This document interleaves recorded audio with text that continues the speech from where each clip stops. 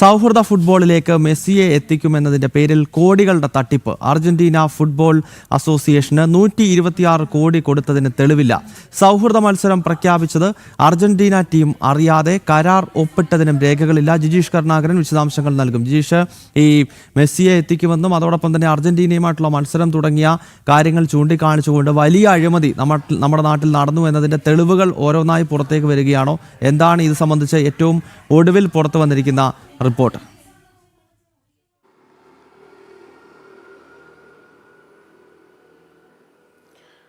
ഗൗതം, നേരത്തെ തന്നെ ഈ തട്ടിപ്പിന്റെ ചില സൂചനകൾ, അതായത് മഞ്ഞുമലയുടെ ഒരറ്റം കണ്ടു തുടങ്ങിയിരുന്നു. അന്ന് തന്നെ ഒരു പ്രധാനപ്പെട്ട ചോദ്യം, കാരണം ഈ റിപ്പോർട്ടർ ബ്രോഡ്കാസ്റ്റിംഗ് എന്ന കമ്പനിയാണ് ഇതുമായി ബന്ധപ്പെട്ട കാര്യങ്ങൾക്ക് തങ്ങൾ മെസ്സിയെ കൊണ്ടുവരുമെന്ന് വലിയ അവകാശവാദമെല്ലാം തന്നെ ഉന്നയിച്ചത്. ആദ്യം മറ്റൊരു കമ്പനി, കളമശ്ശേരിയിൽ രജിസ്റ്റർ ചെയ്ത ഒരു കമ്പനിയാണ് ഇതുമായി ബന്ധപ്പെട്ട് സർക്കാരിന് കത്തയക്കുന്നത്. സർക്കാർ അത് പൂർണ്ണമായും തന്നെ വിശ്വസിച്ചു.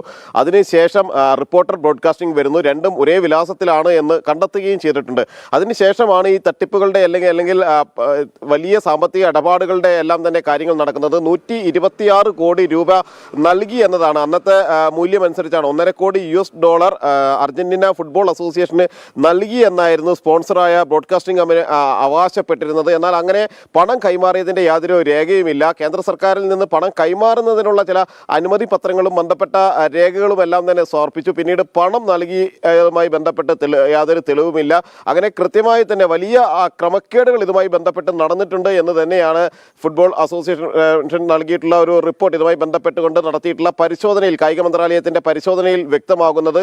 വിശദമായ ഒരു അന്വേഷണം, കേന്ദ്ര അന്വേഷണ ഏജൻസികളുടെ അന്വേഷണം വേണമെന്ന കാര്യം കൂടി ഇതിൽ ചൂണ്ടിക്കാണിക്കുന്നു. കാരണം FCRA ലംഘനം സംശയിക്കുന്നതാണ്. FCRA ലംഘനം നടന്നു എന്ന് പ്രത്യക്ഷത്തിൽ തന്നെ വ്യക്തമാകുന്നതാണ്. കള്ളപ്പണ ഇടപാടുകൾ നടക്കാനുള്ള സാധ്യത വളരെ വലുതാണ്. ഇത്രയധികം പണം എങ്ങോട്ട് മാറ്റി എന്നത് സംബന്ധിച്ച് മാത്രമല്ല, GST വകുപ്പിന്റെ അന്വേഷണവും സമാന്തരമായി തന്നെ നടക്കുന്നുണ്ട്. 22 കോടിയോളം രൂപ ഈ പറഞ്ഞ കണക്കനുസരിച്ചാണ് എങ്കിൽ ഇത് നടത്തിയ ആളുകൾ, സാമ്പത്തിക ഇടപാടുകൾ നടത്തിയ ആളുകൾ GST ആയി അടയ്ക്കാനുണ്ട്. 126 കോടിയുടെ ശതമാനക്കണക്കിൽ 22 കോടിയിലധികം രൂപ അടയ്ക്കാനുണ്ട്. അതുമായി ബന്ധപ്പെട്ടുകൊണ്ട് ബ്രോഡ്കാസ്റ്റിംഗ് കമ്പനി, റിപ്പോർട്ടർ ബ്രോഡ്കാസ്റ്റിംഗ് കമ്പനിയുമായി ബന്ധപ്പെട്ട് കത്തുകളെല്ലാം തന്നെ അയച്ചിരുന്നു. അതിന്റെ തുടർ നടപടികളിലെല്ലാം തന്നെ നടക്കുകയും ചെയ്തു. വിദേശ നാണ്യവിനിമയ ചട്ടലംഘനം, കള്ളപ്പണം വെളുപ്പിക്കൽ എന്നിവയിൽ കേന്ദ്ര ഏജൻസികളുടെയും ഒപ്പം തന്നെ വിജിലൻസിന്റെയും എല്ലാം തന്നെ അന്വേഷണം വേണമെന്നാണ് കായിക വകുപ്പ് സ്പെഷ്യൽ സെക്രട്ടറി N പ്രശാന്ത് മന്ത്രി OJ ജനീഷിന് നൽകിയിരിക്കുന്ന റിപ്പോർട്ടിൽ ചൂണ്ടിക്കാണിക്കുന്നത്. വിശദമായി തന്നെയുള്ള ഒരു അന്വേഷണത്തിന് ശേഷമാണ് ഇത്തരത്തിലുള്ള ഒരു റിപ്പോർട്ട് തുടർ നടപടികൾക്കായി നൽകിയിരിക്കുന്നത്. പിന്നീട് അത് മുഖ്യമന്ത്രിക്ക് നൽകുകയും ചെയ്തു.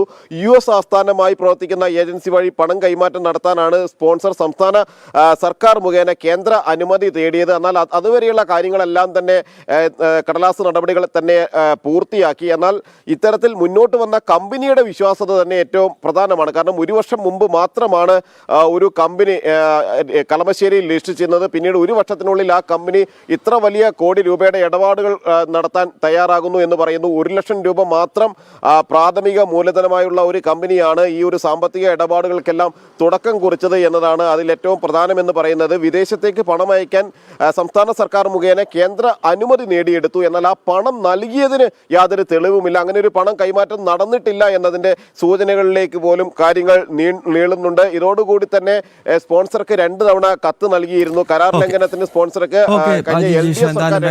വരുന്ന ബുള്ളറ്റിനുകളിൽ നമുക്ക് ഈ വിഷയം വളരെ വിശദമായി തന്നെ ചർച്ച ചെയ്യാം. മെസ്സിയെ കൊണ്ടുവരും, അർജന്റീന ടീമിനെ കൊണ്ടുവരുമെന്നൊക്കെ പറഞ്ഞ് വലിയ തട്ടിപ്പ് നമ്മുടെ സംസ്ഥാനത്ത് നടന്നിരിക്കുകയാണ്. ഇതിന്റെ വ്യത്യസ്ത രൂപത്തിലും ഭാവത്തിലുമുള്ള ഈ തട്ടിപ്പിന്റെ കൂടുതൽ വിവരങ്ങളാണ് ഈ ഘട്ടത്തിൽ പുറത്തു വരുന്നത്. ജിജീഷ് കരുണാകരൻ വിവരങ്ങൾ നൽകുകയായിരുന്നു.